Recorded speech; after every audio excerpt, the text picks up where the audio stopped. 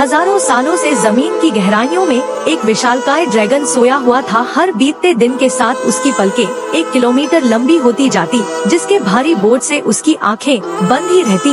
वक्त के साथ उसकी लंबी पलकें मिट्टी में धंसती चली गयीं और ऊपर चाय की खूबसूरत पत्तियां बनकर खिल उठीं। गांव वाले इन पत्तियों को तोड़कर बेचने लगे और रातों रात अमीर होने लगे, लेकिन वे बेखबर थे कि ये चाय की पत्तियां दरअसल उस ड्रैगन की पलकें हैं, जिनमें एक तिलस्मी ताकत छिपी हुई थी। जब इस अनमोल चाय की खबर फैली तो 4 खूंखार दानव राजाओं की नजर इस गांव पर पड़ गई। उन्होंने गांव वालों पर जुल्म ढाते हुए जबरन वसूली शुरू कर दी। इनकार करने पर सीधी मौत की सजा मिलती। दानव इतने शातिर थे कि उनमें से बिजली की ताकत वाला दानव असली और नकली सिक्कों का फर्क भी भांप लेता था। जब एक बुजुर्ग ने इस अन्याय के खिलाफ आवाज उठाई तो दानवों ने उसे बेरहमी से घसीट कर कैद कर लिया। गाँव के साहसी युवाओं ने तलवारें तान कर मुकाबला करना चाहा, लेकिन दानवों के काले जादू के आगे उनकी एक न चली। बिजली वाले दानव ने तो एक इशारे में उनके हथियारों को ही उनके खिलाफ कर दिया और सब तड़पते रह गए।